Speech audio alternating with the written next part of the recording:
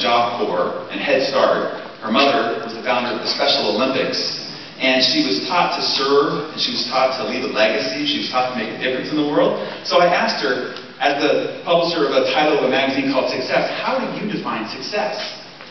And she said, you know, before I defined it as getting an anchor job, or I defined it as being a best-selling author, I defined it by what I was doing or who I knew and what events I was attending. And she says, since I've gotten older and I think wiser, now I define my success by being a daughter to my mother, being able to care for my father, have the time for my children, to be the wife I want to be for my husband, and to be the friend that I would want as a friend myself. And I thought, wow, that to me is profound. And the reason I think it is because we pursue success all our lives, but very rarely do we stop and say, what is success for me?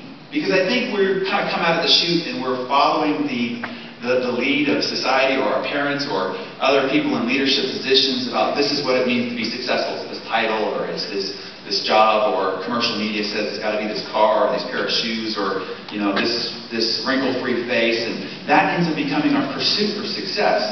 And I don't think we often enough stop and say, well, for me, without all of that programming, without all that visual aid around me, what does it really mean for me to be successful?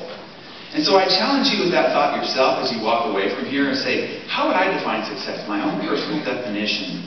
Because it could be the beginning of a real awakening. I mean, it really could spark sort of an innate personal passion that says, this is really my purpose. I didn't even know. I was out here pursuing, trying to keep up with the Joneses or grab that brass ring, but this is really what it's about for me. So I encourage you to do that, and it was definitely something that was prompted by the time that I spent with Maria, and the rest of the interview is in there.